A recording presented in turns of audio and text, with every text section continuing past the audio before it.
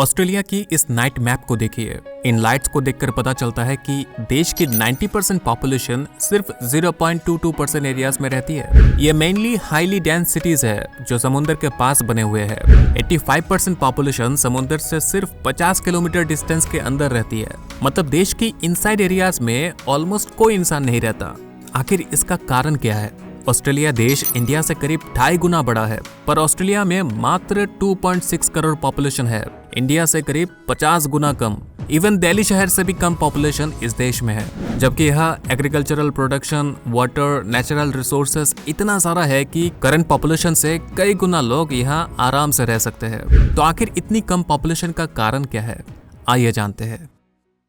Australia की geographical location इसका main कारण है। पहले पता लगाते हैं कि वेस्ट में कोई इंसान क्यों नहीं रहता।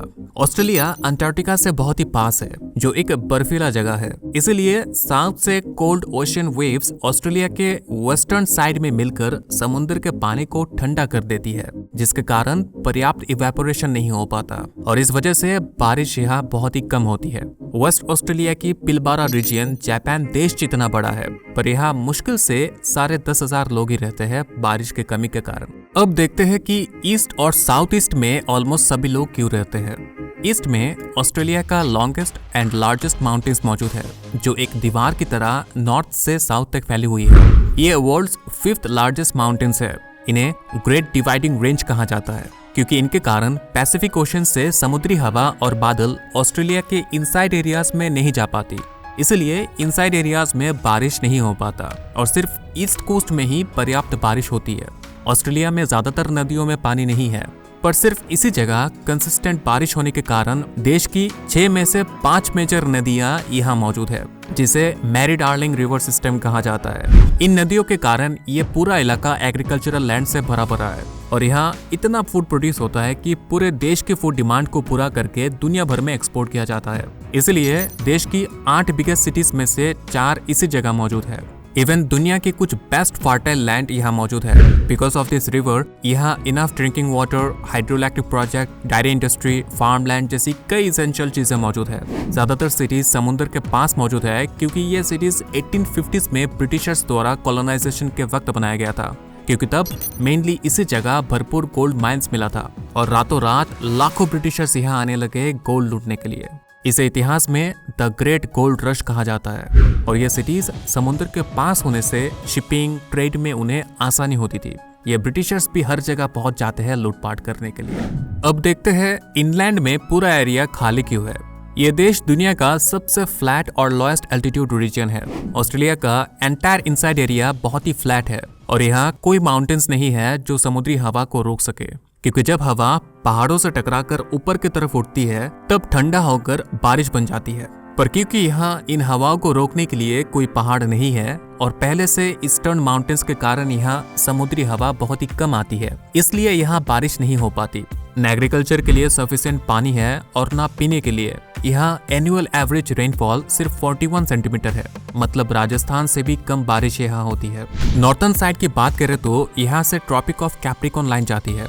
सूरज की southern most position on east annual journey को ट्रॉपिक ऑफ कैप्रिकॉर्न कहा जाता है। तब सन बिल्कुल ओवरहेड पोजीशन में रहता है, जिससे गर्मी बहुत ही बढ़ जाती है। पूरा नॉर्थ ट्रॉपिकल रीजन में होने के कारण यहाँ टेम्परेचर 50 डिग्री सेल्सियस तक पहुंच जाता है और इस गर्मी के कारण यहाँ सालों तक बारिश नहीं हो पाती। इसलिए ये जगह बंजर रेगिस्तान है। यही कारण है कि ऑस्ट्रेलिया को driest inhabited continent in the world कहा जाता है, जहाँ 70% जमीन बंजर है। साउथ में ऑस्ट्रेलिया का 5th लार्जेस्ट सिटी एडिलेड मौजूद है, जहाँ सिर्फ इस छोटे से डॉट में करीब 13 लाख लोग रहते हैं। पर इसके पास फ्रांस जितना बड़ा पेस्टोरल अनइनकॉर्पोरेटेड एरिया मौजूद है, जहाँ सिर्फ 4000 लोग रहते हैं। और इसके अंदर इजराइल देश जितना बड़ा एक जगह है। पर हैरानी की बात है कि ये कोई स्टेट नहीं बल्कि एक प्राइवेट लैंड है, जो दुनिया का सबसे बड़ा कैटल ग्राउंड है, जहाँ सिर्फ 8 लोग रहते हैं। नॉर्थ एज से साउथ एज सिटी तक ड्राइव करेंगे तो 3400 किलोमीटर का डिस्टेंस है, मतलब करीब कश्मीर से कन्याकुमारी जितना डिस्टेंस। पर पूरे एरिया में मात्र 70,000 से भी कम लोग रहते हैं। साउथ वेस्ट कॉर्नर में थोड़ी बहुत बारिश होती है, इसलिए पार्थ जैसी कुछ मेजर सिटीज यहाँ मौजूद है। ऑस्ट्रेलिया में विलेजेस, रूरल एरियाज बहुत ही कम है। यहाँ 30% पॉपुलेशन इमिग्रेंट यानी विदेशी है, करीब 75 लाख लोग, और ऑब्वियसली वो सिर्फ इन सिटीज में ही रहते हैं।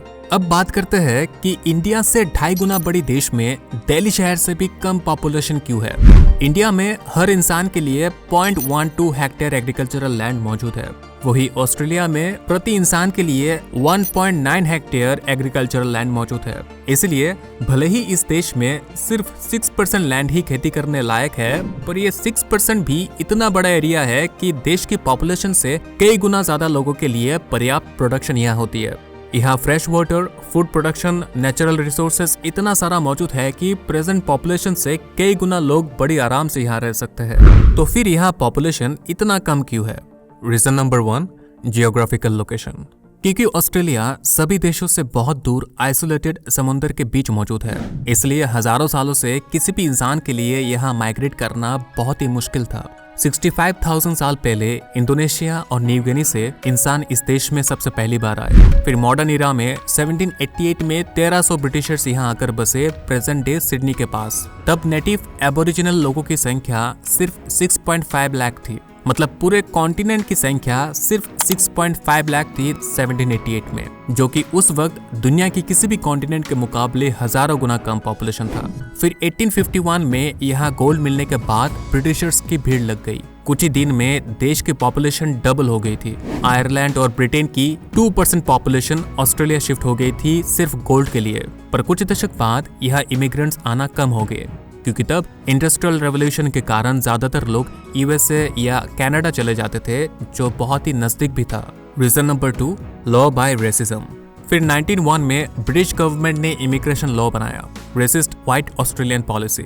इसके तहत सिर्फ ब्रिटिशर्स ही इस देश में आ सकते हैं, मतलब रेसिज्म के बेसिस पर इमिग्रेशन। क्योंकि तब गोल्ड माइंस को लेकर चाइनीज और यूरोपियंस के बीच काफी कंपटीशन था, इसलिए एशियन लोगों को डोमिनेट करने के लिए ऐसा कानून बनाया गया ताकि गोल्ड माइंस, ट्रेड, एम्प्लॉयमेंट पर सिर्फ ब्रिटिशर्स का कब्जा हो। साथ ही ऑस्ट्रेलिया को सिर्फ ब्रिटिश रेस कंट्री बनाना चाहते थे। नतीजा, कई दशकों तक यहाँ इमिग्रेंट्स की संख्या ना के बराबर थी, जबकि उस वक्त दूसरे देशों में लाखों इमिग्रेंट्स जा रहे थे। और कुछ ऐसा ही रेसिज्म आज भी ऑस्ट्रेलिया में देखा जाता है। जब कोई नॉन व्हाइट पर्सन यहाँ एजुकेशन या जॉब के लिए जाता है, यहाँ के ज्यादातर व्हाइट लोग ब्रिटिशर्स ही है। Queen of England is also queen of Australia. Reason number 3, world war. फिर फर्स्ट वर्ल्ड वॉर के टाइम यहाँ के 20% मर्दों को यूरोप में जंग के लिए भेज दिया गया, जिनमें से करीब 13% लोग कभी वापस ही नहीं लौटे। फिर 1949 में सेकंड वर्ल्ड वॉर के बाद ब्रिटिश गवर्नमेंट ने इमिग्रेशन पॉलिसी में थोड़ा रिलैक्सेशन दिया और सभी यूरोपियंस को ऑस्ट्रेलिया में आने की इजाजत दिया गया, पर अभी भी नॉन व्हाइट्स को यहाँ आने की इजाजत नहीं थी। फाइनली 1975 में गवर्नमेंट ने रेशियल डिस्क्रिमिनेशन एक्ट पास किया और दुनिया के सभी देशों के सभी इथनिसिटी, कल्चर और रिलीजन के लोगों को यहाँ आने की इजाजत दी। आज यहाँ मेनली चाइना और इंडिया से इमिग्रेंट्स जाते हैं। हर साल इमिग्रेंट्स की संख्या 2 लाख से भी ज्यादा है, पर आज यहाँ सिर्फ 3.8% लोग ही ऑस्ट्रेलिया के मूल निवासी है। आशा करता हूँ कि ये वीडियो आपको अच्छा लगा होगा। वीडियो पसंद आया तो चैनल को सब्सक्राइब करना बिल्कुल मत भूलिएगा। जय हिंद।